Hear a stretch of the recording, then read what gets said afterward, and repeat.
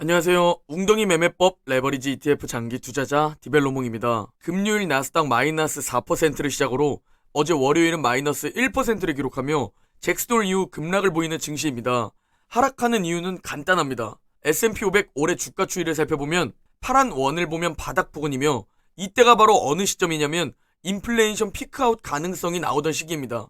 9.1%라는 인플레이션 최고치를 보였음에도 인플레이션 피크아웃 기대감에 증시는 반등을 보이기 시작한 시점이죠. 즉 시장은 이때 인플레이션 피크아웃으로 연준이 공격적인 긴축을 줄이지 않을까? 금리 인하하려나? 혹은 경기 침체 가능성으로 인해 내년 금리 인하를 하지 않을까? 연준이 완화적으로 변하지 않을까? 라는 기대감으로 반등했던 증시였죠. 그러나 최근 연준 위원들과 잭슨홀에서 연설한 파월의 발언을 살펴보면 우리는 금리는 4%까지 오를 수 있고 내년에 그 금리를 쭉 유지할 수 있다는 것을 유추해 볼 수 있습니다. 즉 시장의 기대감과는 완전히 다른 상황을 연준은 얘기했죠. 지금의 증시 상황을 보면 딱 연준에 맞서지 마라 라는 문구가 떠오릅니다. 실제로 올해 FOMC 회의 후 기대감으로 반등을 보이자 닐 카시카리 총재는 이렇게 말했습니다. 사진처럼 환한 표정으로 말이죠. 최근 FOMC 회의 후 증시가 랠리하는 것을 보며 신나지 않았다고 말이죠.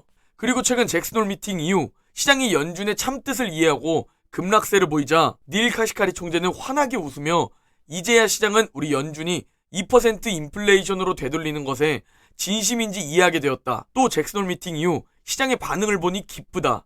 라고까지 말하며 왜 연준에 맞서면 안 되는지 알려주는 느낌을 주었죠. 즉 현재 우리가 봐야 할 것은 다 필요 없고 인플레이션입니다. 인플레이션이 최고치 9.1%를 찍고 드디어 8.5%로 둔화를 보이기 시작했는데 이게 앞으로 쭉 둔화되는 모습을 보여야 합니다. 그래서 우리가 매일매일 유튜브를 보며 멘탈 관리도 하며 정보를 보는 것이죠. 왜냐면 유가와 기대 인플레이션을 보면 아시겠지만 인플레이션은 유가와 연관이 매우 깊습니다.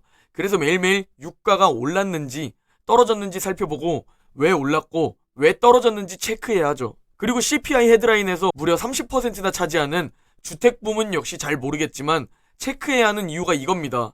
그래서 인플레이션 둔화를 확인할 수 있고 그래야 우리가 낙관적인 태도를 보일 수 있기 때문이죠. 그러나 우리가 이런 지표들을 보면 머리가 너무 아프기 때문에 쉽게 핵심만 제가 딱 정리해서 말씀드리면 현재 주택 부문을 보면 연말 혹은 늦어도 내년 1월쯤부터 미국 소비자 물가지수 CPI는 의미 있게 떨어질 것으로 전망되는 상황입니다. 최근 우리는 반등을 보일 때 시원섭섭한 마음이 강했을 겁니다. 아, 용기 내서 좀만 더 주울걸. 혹은 휴, 드디어 반등해주나? 다행이다. 라는 반응이죠. 그러나 지금 다시 떨어지며 우리에게 평단가를 더 낮출 수 있는 기회를 주지만 다시 떨어지니 또 어떤가요? 이번엔 진짜 더 떨어질 것 같은 기분이 들지 않나요? 폭락론자들, 비관론자들이 계속 나오고 낙관론자, 긍정론자들은 조롱받는 이 순간이 우리는 인간지표 기회임을 알면서 결국 떨어지면 또 줍줍하지 못하고 상승하면 또 더 주울걸, 용기 낼걸 하는 반복이죠. 경기 침체가 찾아올 것 같으니 말이죠. 그런데 경기 침체가 오면 망할까요? 워렌 버핏은 현재까지 13번의 경기 침체를 직접 부딪혔고 피터 린치 역시 경기 침체를 단 한 번도 피하지 못했습니다. 애초에 경기 침체는 피할 수 있는 게 아닙니다. 경기 침체 가능성이 언급되는 순간 그때 증시는 떨어지고 있기 때문이죠. 그리고 또 하나 재미있는 사실이 뭐냐면 미국 경제 사이클은 마치 미국 지수처럼 상승과 하락을 반복한 장기 우상향이라는 겁니다.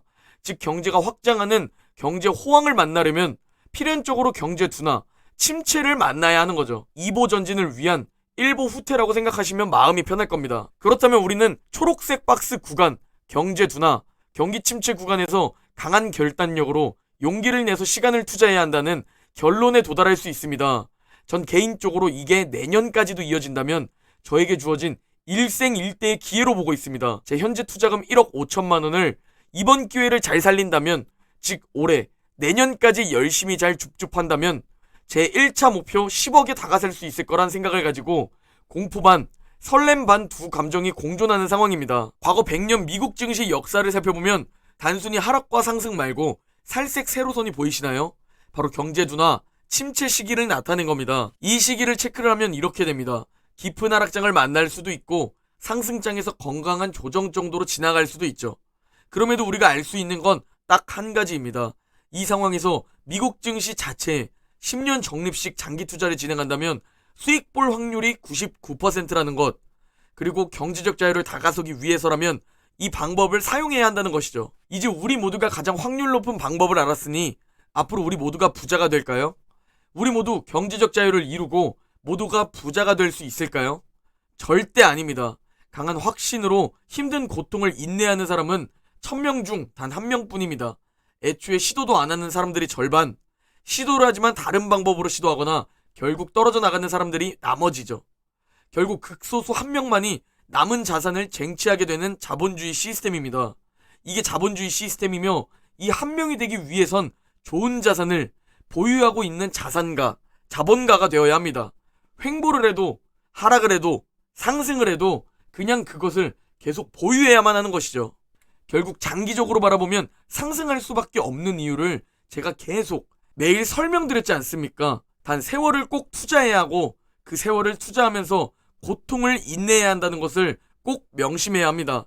지금 전 올해와 내년을 일생일대의 기회로 바라보고 지금 손실권이어도 상관없이 설레임을 가지고 있습니다. 진짜 10억을 모을 것 같은 그 골든타임이 드디어 왔다는 생각입니다. 이 영상을 보는 여러분들은 결국 손실 보고 도망가실 것을 선택할지, 현금 비중을 가지고 장기 줍줍을 진행할지, 10년 이상 투자자가 될지 선택해야 하는 순간입니다. 더러워 보이는 극소수의 부자들, 그들은 평생 자산, 자본을 보유하고 있고 앞으로도 계속 보유하고 있을 겁니다.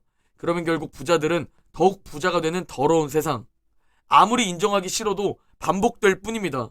그럼에도 설마 평생 사고팔고 하면서 단타나 스윙 트레이딩을 진행하고 평생 무주택자, 주식을 소유하지 않고 예금 적금만으로 경제적 자유를 부러워하시나요?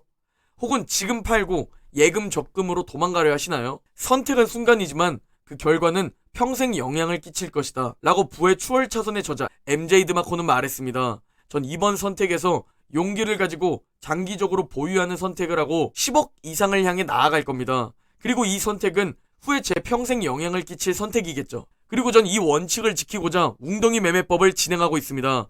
먼저 나스닥 두 배 레버리지 QLD는 21선 터치가 며칠 전이었는데 바로 60일선에 닿으며 어제 2차 매수 타이밍 1일차 매수가 완료되었습니다.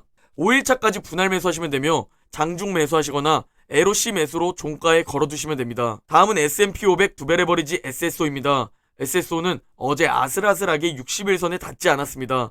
60일선 가격인 49.97달러에 1일차 비중 매수 걸어두시면 됩니다. 마지막으로 반도체 두 배 레버리지 USD는 아직 매수 타이밍을 만나지 않아 잠시 관망하시면 됩니다. 떨어지면 다시 줍줍해야지 라고 다짐했지만 막상 지금 또 떨어지니 생각보다 줍는 게 어려우실 겁니다.